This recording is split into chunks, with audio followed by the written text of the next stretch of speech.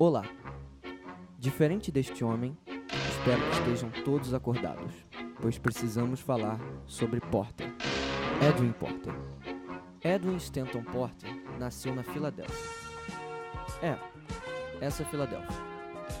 Mas esta Filadélfia, no ano de 1870. Na década de 90 do século XIX, o raio-x foi descoberto.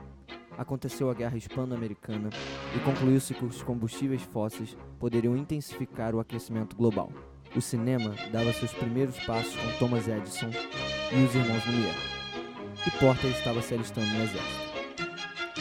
Com grande dom para a elétrica, ele trabalhou na criação de aparelhos que melhoravam o sistema de comunicação à distância.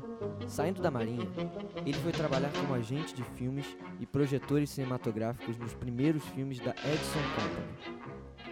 Um dos trabalhos do Porter era duplicar e montar um programa cinematográfico dos filmes de Georges Méliès. Porter desmontava as bobinas dos filmes e editava os negativos em uma sequência, compondo um programa de 15 minutos. Em 1899, ele foi trabalhar diretamente com Thomas Edison, assumindo o comando da produção cinematográfica dos estúdios da Edison Company em Nova York, onde trabalhou até 1909. Em toda a sua carreira, o Porter produziu mais de 250 filmes. Entre eles, algumas adaptações como O João e o Pé de Feijão, Alice no País das Maravilhas, Fausto e House of Cards. Não esse. The House of Cards. A vida de um policial, que por motivos óbvios não é tão famoso quanto a vida de um bombeiro americano, o filme daquele cara que estava dormindo lá na primeira cena, não sei se vocês lembram. Esse filme foi que introduziu a famosa edição de continuidade ao cinema. A edição de continuidade do Porter permitiu dar cortes ao filme, fazendo mudanças de ambientes, podendo contar a história dizendo: e então aconteceu isso, e depois, isso, então, isso, e isso, e por aí vai. Sua sequência mais famosa é a chegada do bombeiro na casa que pega fogo. A imagem corta para o bombeiro dentro da casa resgatando a mãe. No próximo corte, temos um plano externo dos bombeiros na rua. Porter então faz a câmera voltar para dentro da casa novamente, onde a mãe está sendo resgatada pelo bombeiro. E depois corta para externo de novo. A vida de um bombeiro americano foi um marco. O cinema teatral estava dando lugar ao cinema de ação. Vamos mostrar um exemplo de como isso é feito hoje em dia. Então, o que acontece muito hoje em dia, eu vou trazer para que é o meu dia a dia, foi em 2 semanas que fiz o vídeo, que foi nessa vibe.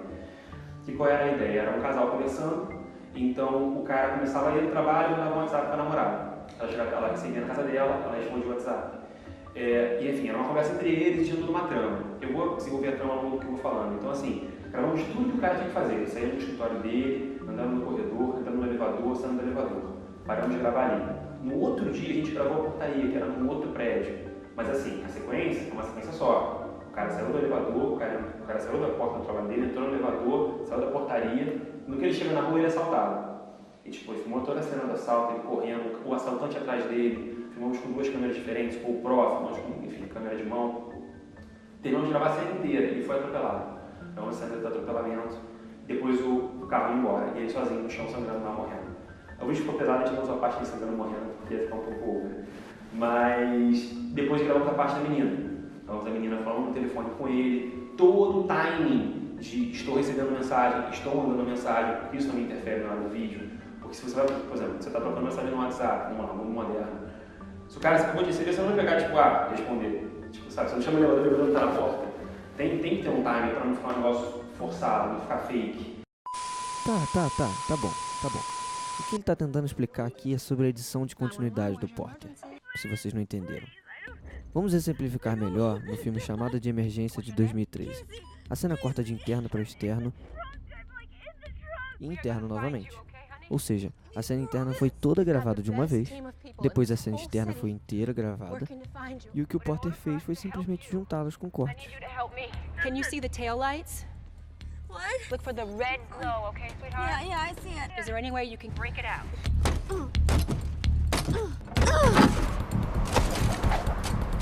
Good work. I need you to stick your arm out and wave it, okay?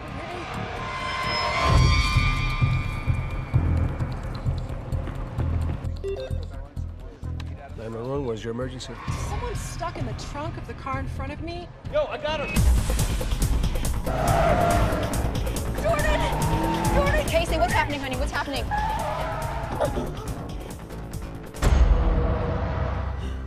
Essa cena provavelmente não seria possível se não fosse a edição de continuidade.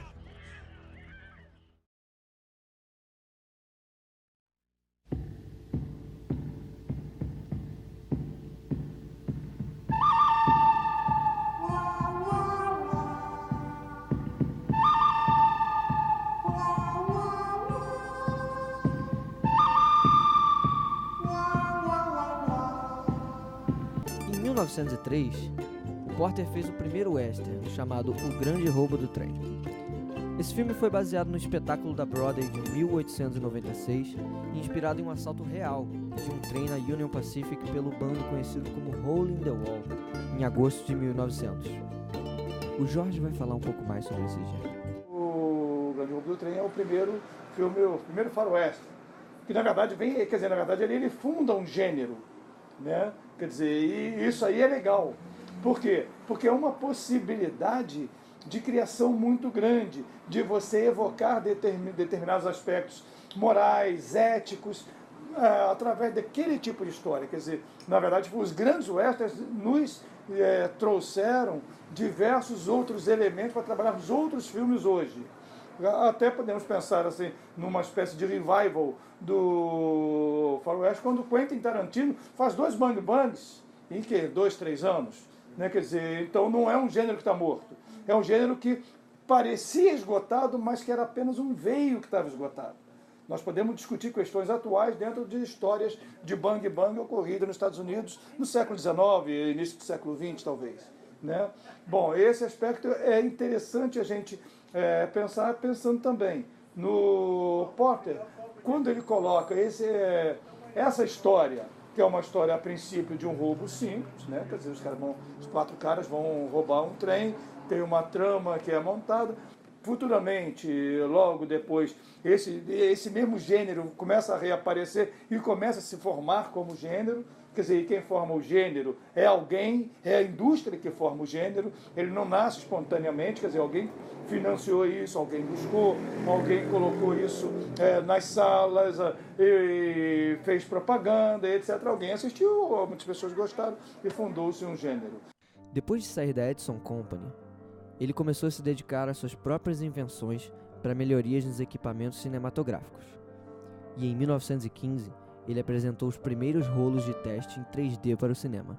Com anos sem notoriedade, Edwin Porter morreu em 1941 aos 71 anos, deixando como legado a criação da edição de continuidade, o primeiro faroeste e os primeiros rolos em 3D.